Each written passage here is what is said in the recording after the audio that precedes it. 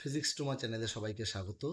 আজকে আমরা 2026 মাধ্যমিকের এমসিকিউ প্রশ্নগুলির সঠিক উত্তরগুলি একটু দেখে নেব। আমাদের প্রথম প্রশ্ন, নিচের কোন গ্যাসটি ওজোন স্তরে ওজোন ক্ষয়ে সহায়তা করে না? চারটে অপশন দেখতে পাচ্ছি আমরা। তার মধ্যে সিএফসি, NO2 এবং NO এরা তিনজনই আমরা জানি ওজোন স্তরে গুরুত্বপূর্ণ ভূমিকা পালন করে। একমাত্র CO2 যে ওজোন স্তরে ওজোন ক্ষয়ে সহায়তা করে না, কিন্তু বিশ্ব উষ্ণায়নে গুরুত্বপূর্ণ ভূমিকা পালন করে। তাহলে এখানে সঠিক উত্তরটি হবে option C, CO2, carbon dioxide. এখানে একটা ছবি দেওয়া হয়েছে, ছবির মধ্যে সবকিছু ডিটেলসে দেওয়া আছে, তোমরা এটা দেখে নেবে। নেক্সট কোশ্চেন, এসটিপিতে 11.2 লিটার NH3 গ্যাসের ভর কত? প্রথমে আমরা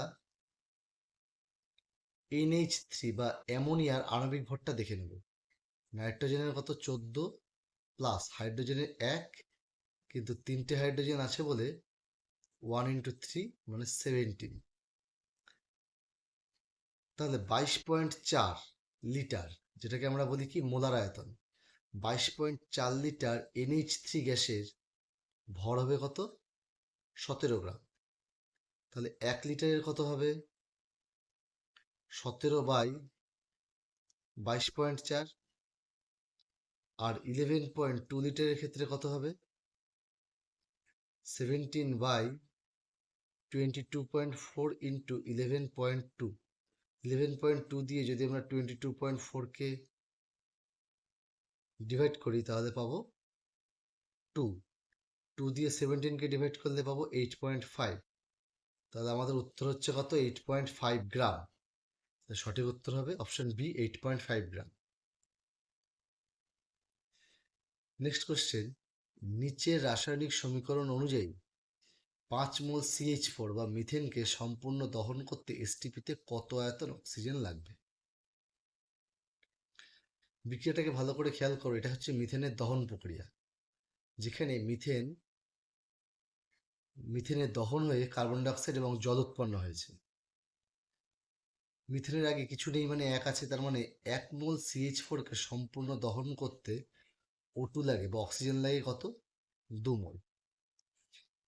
তাহলে আমাদের অপশানে চেয়েছে 5 মোল CH4কে দহন করতে।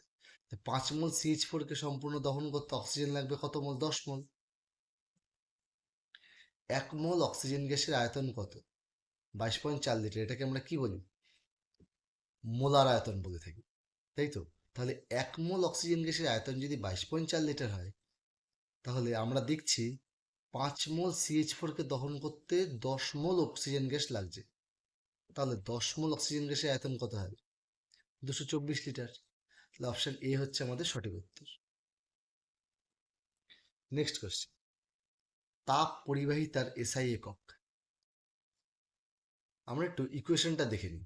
এগুলো মুখস্থ করার দরকার নেই, যদি আমরা একটু ইকুয়েশনগুলোকে খেয়াল করে রাখি না, তাহলে এগুলো আমরা ইনস্ট্যান্ট ওখানে কয়েক সেকেন্ডের মধ্যে বার করে নিতে পারবো। তাই আমি বলবো তোমরা এগুলো মুখস্থ না করে একটু যদি বুঝে পড়ো বা ফর্মুলাগুলোকে যদি একটু মাথায় রাখো, তাহলে কিন্তু এগুলো বার করা খুব সহজ হবে। দেখো, তাপ পরিবাহিতা বা তাপ পরিবাহিতাঙ্কের ফর্মুলা হচ্ছে QD/A ইন্টু θ1 - θ2 ইন্টু টি।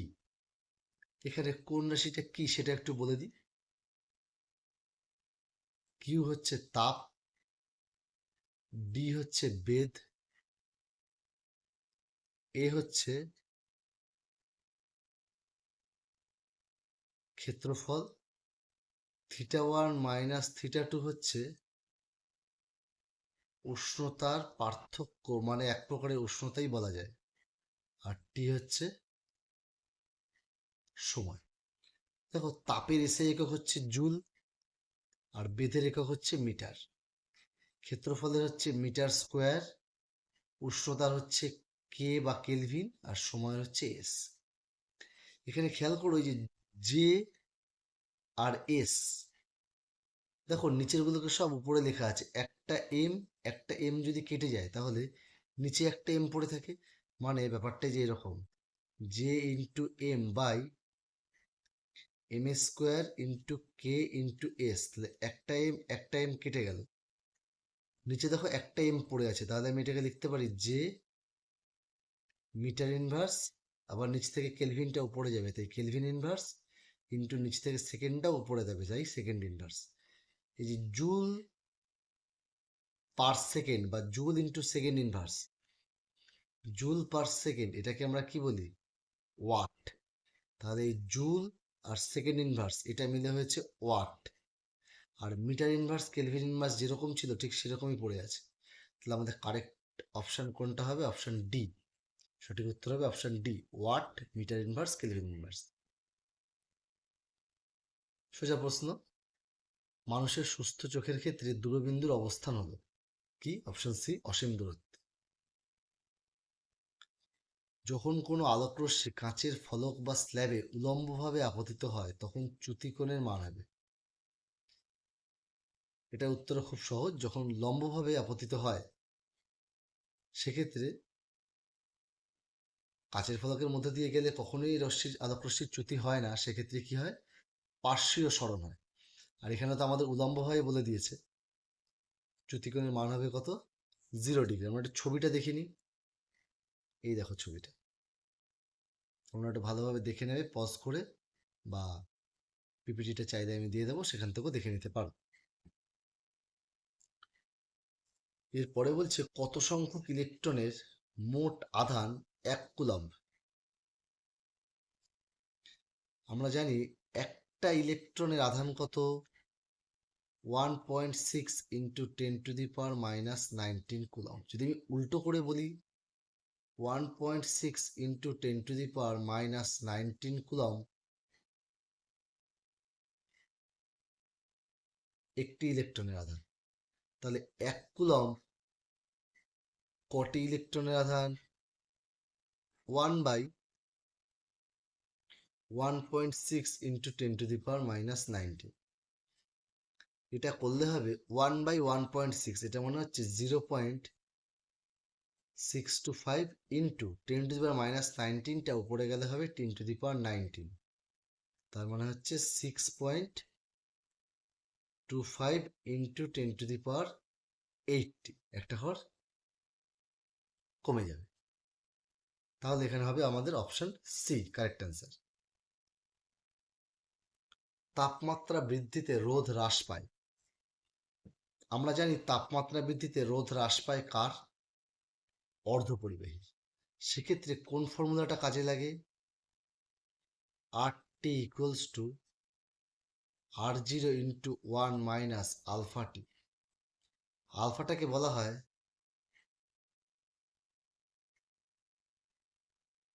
রোধের উষ্ণতা গুণাঙ্ক। অ্যাকচুয়ালি ফর্মুলাটা প্লাস হয়, কিন্তু অর্ধপরিবাহীর ক্ষেত্রে কি হয়? আমি প্রথমে একবারে লিখেছিলাম, তাই এখন প্লাস দিয়ে একটু ব্যাখ্যা করে দিচ্ছি। অর্ধপরিবাহীর ক্ষেত্রে আলফাটা হয় নেগেটিভ, তাহলে আর টি ইকুয়ালস টু কত হবে? R0 into 1 plus minus alpha into T, এখানে টি মানে কিন্তু উষ্ণতার পার্থক্য, তাহলে R0 ইন্টু 1 মাইনাস আলফা টি, মানে প্রথমে আমি এটা লিখেছিলাম একবার, এবার একটু ব্যাখ্যা করে দেখিয়ে দিই। অর্ধপরিবাহীর ক্ষেত্রে এটা দেখো মাইনাস আসে, তার মানে হচ্ছে কি, যত উষ্ণতা বাড়বে তত রোধ হ্রাস পাবে। এখানে অর্ধপরিবাহী কে আছে? একমাত্র সিলিকন, তাহলে অপশন হবে সিলিকন। 1.9 বলছি একটি ইলেকট্রনের ভর এম হলে একটি বিটা কণার ভর কত? বিটা কণাকে আমরা কিভাবে লিখি? বিটা -1 অথবা ইলেকট্রন -1, দুটো একই জিনিস, বিটা কণা আসলে ইলেকট্রন, ঠিক আছে, ইলেকট্রন কণার স্রোত। তাহলে অপশন এ কারেক্ট অ্যান্সার হবে, কারণ ইলেকট্রন আর বিটা কণার সংকেত একই জিনিস, মানে বিটা হচ্ছে ইলেকট্রন কণার স্রোত, তাহলে অপশন এ এম।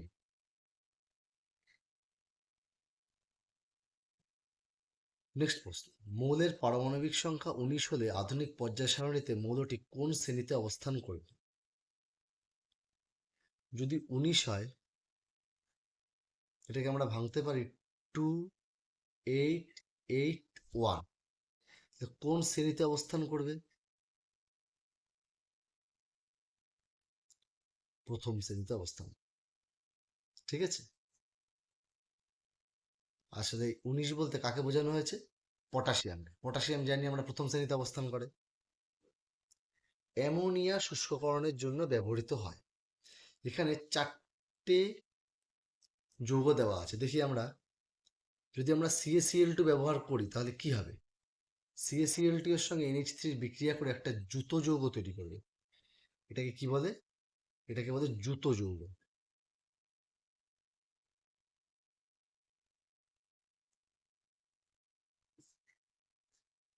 এটাকে বলে জুতো যৌগ।